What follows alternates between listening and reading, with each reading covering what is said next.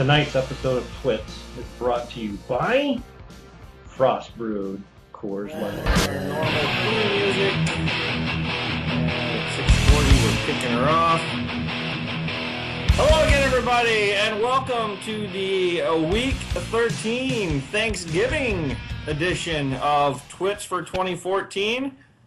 Joining me once again from his palatial estate, just outside of Brownwood proper, Mr. Josh Sitton. How are you, sir?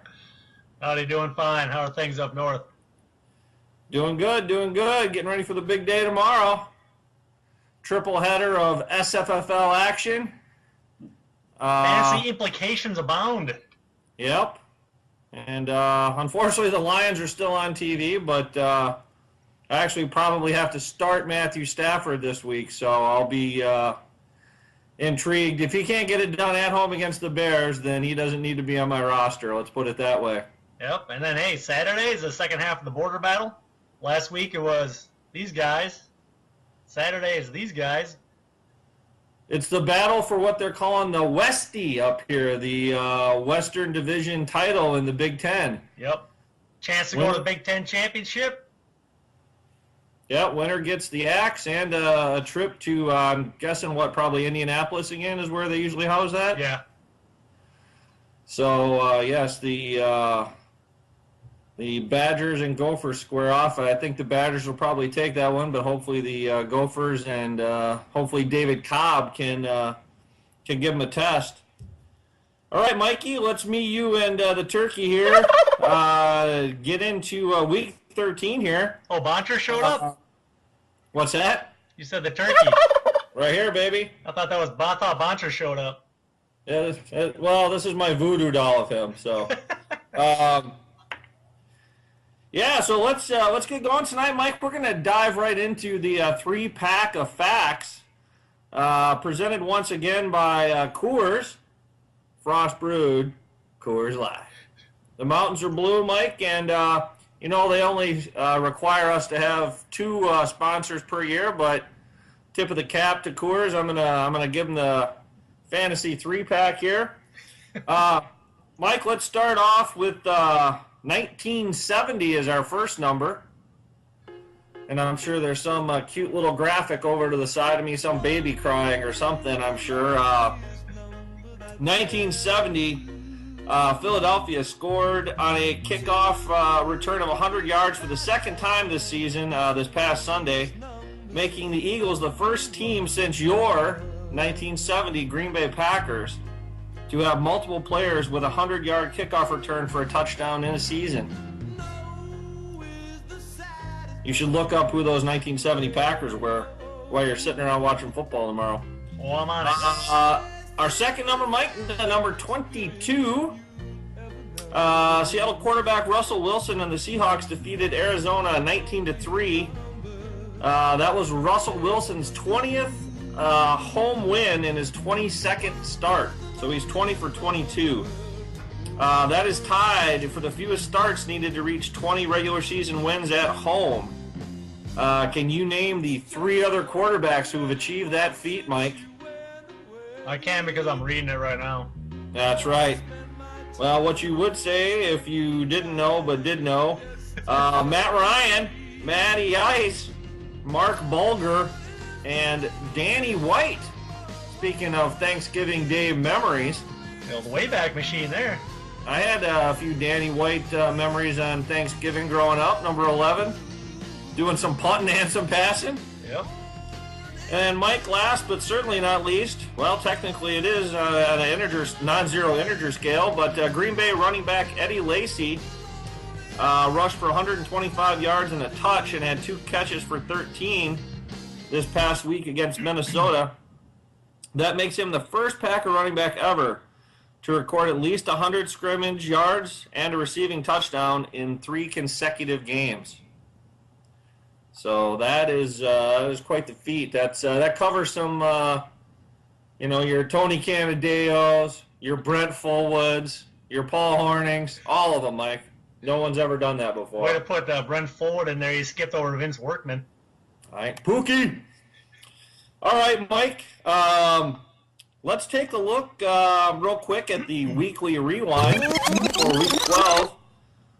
We had Tom besting Bill by 20 points, 56-36. He was paced by Odell Beckham and his one-handed catch.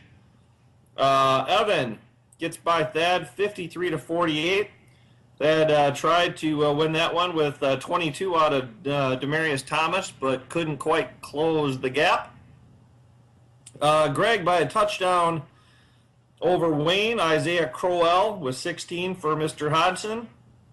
The Battle of Lionel Lakes goes to the commish, 69-60. God knows how. Stephen Hauschka with 14 to lead the way for my squad. And then Mike and Tim, once again, a nip-tuck affair, 62-61. Mike, you survived the onslaught of Drew Brees on Monday night. Barely. And you got 20 out of your kicker to give you a 1-point win in Week 12. All right, Mike, let's take a look at Week 13 and what's coming up on tap. Sondo, Week 13 on tap. Your spotlight matchup continues to be Mickey. Although she took a loss last week, she still has a 9-3 record with 662 points. Going against Tom Brixton Sky was at 7-5, 590 points. Mickey leads at all-time points, 15-16 to 14-63. And the series 24-17, winning 4 of the last 5 to get to that point. Then next up on the dais is Bill Dorothy Mantooth, coming in at 5-7 with 545 points against my Skippy John Jones, 8-4 with 720 points. All-time points does go to Bill at 241 to 216, but with the series is tied at 2-2, and I won 2 of the last 3 to get to that point. Then Evan rolls in with his 8-4 record and 735 points, which is tops in the league. Against Greg's nobody got time for that. At 5-7 with 630 points. Greg leads the all-time points, 1556 to 1424, and the series 25-15. Winning 7 of the last 9. But this is a new year, and Evan's got a powerful team. We'll see what happens. Yep, we're good. And then Jeff Quiet, Grace and Dignity coming in at 5-7, 607 points against Tim Cranky Pants, 4-8, 653 points. That's the reason he's cranky. You do lead the all-time points, 518 to 1386, and the series 23-14, winning 4 of 5 to get to that. And then rounding out the week, we have Thad the Brick Walls at 4-8 with 570 points against Wayne Bago. 5-7 with 705 points. The only person with over 700 points that does not have a winning record at this point. That does lead the points in that series 1289 to Wayne's 1160, and the series 1715 and the rare tie. Wayne won 4 of the last 6 though, so we'll see what happens. And that is what's on tap, brought to you by a little brewery out of Dallas called Franconia. They like to do things in the German style, and this is their wheat. It's pretty good. It's not quite as good as the Weizens that I liked out of there, but they do have a great dunkel that I would highly recommend. So Franconia. I went to school with a guy named Franconia. Nice guy. All right, Mike. Let's take a look at this week's record setters. Not too many, but. Mike, you got your mug plastered on one of these. You got the 5th most place kicker points all time with 20. And that basically single-handedly helped all owners achieve a number 5 ranking, too, in terms of all place kicker points for the week with 94. So. And he missed one. Yeah? Apparently. Did he? Cody Parkey missed one? Yeah. You should cut him. All right. Mike, this is the point in the year where we usually would move to everyone's tertiary favorite topic, Chalk Talk, but got a little letter from the Coors Company this week. You know, it was one of those we regret to inform you kind of deals after the Broncos did not cover. I don't know if Pete was taking some gambling advice, and maybe the brewery's in trouble now, or what's going on. So, but they've asked us to put Chalk Talk on hiatus, and so, Mike, we're going to move right into Dog of the Week. Oh, that's a tough one to follow. Yes, I was back in the winning column, telling everyone to pick Cleveland, and you pretty much had it locked in towards the end of the game there. Cleveland was down by 2, I believe, or 1 with 3 minutes to go or something. If they scored, it didn't matter as long as they didn't throw a pick 6. Yep. We were good to go, so we were nice and relaxed watching that one and coining in. So this week, we are going to the frozen tundra of Lambeau Field, where Tom Brady and the New England Patriots are coming to town getting 3.5 points, if you believe that. That's a pretty big number to me right now. It might go down, so get on that one quick. But I'm looking for, if the Packers can pull it out, it might be a 1-point win, maybe 2, maybe 3. And you'll still be able to cover. But I don't see anything more than that. So take the New England Patriots up in Lambeau, and then we'll see them again at the Super Bowl, and that's when we can do the win. Yep. And that is your Dog of the Week. I like it. Yeah, that's going to be a good way to round out the long weekend, hopefully for Packer fans. But I don't think there's probably going to be a more anticipated NFL game this year than that one. I mean, that's... 2 teams playing some really good ball, so glad we got that one at Lambeau. All right, Mike, let's move on quickly to Game of the Week. This week, Mike, we're going to go to the Sunday night game. Mike, what do we have on tap there? We have Denver Broncos heading into Kansas City, a 2-point favorite. And... rare road. Well, what's that? The rare road favorite at Arrowhead. Yes, rare road favorite at Arrowhead. But we're looking at probably upper 30s, I think, maybe 40 degrees. So I don't think it's going to affect Peyton Manning that much. And Denver, I don't know. Denver, I think their offense is just too powerful, even with some of the injuries they have. So I think I will go with the visiting team there. I'm going to go with Denver this week. Yeah, I'm going to have to go ahead and agree. Just a quick refresh on our records here. I moved to 3-3 with the loss last week. Last second loss had the Giants. And so you moved to 2-4 with the win with the Cowboys.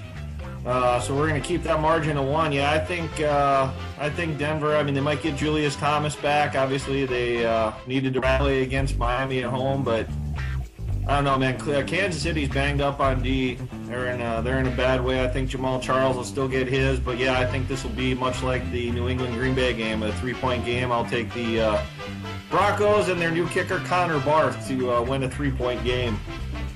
Nice. All right, Mike. Well, it is Thanksgiving, so I figured we'd wrap up this episode of TWITS with the turkeys of the year.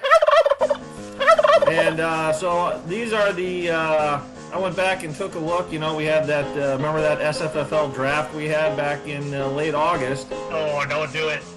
So I went back and took a look at the first 2 rounds. I took everyone's picks and then proceeded to look at the top 3 who had the fewest points so far. We're through the bye week, so everyone should be on a fairly even scale. And so, Mike, the number 3 SFFL Turkey of the Year is Calvin Johnson.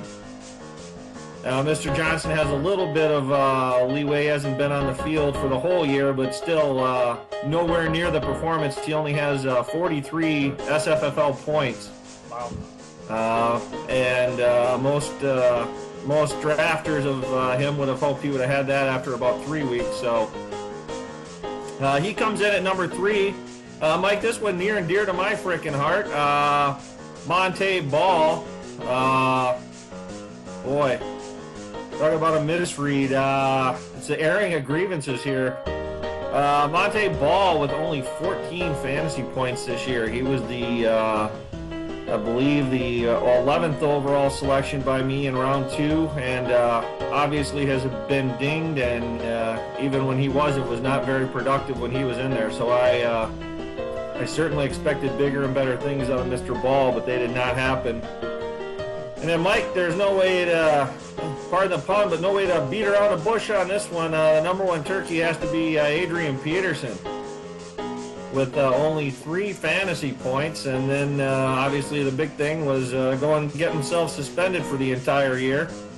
So yeah, 3 fantasy points, and and I believe he was the number 1 overall pick in our league. I believe Tom took him. So 3 fantasy points, not cutting it. So Adrian Peterson gets the Turkey of the Year in the SFFL.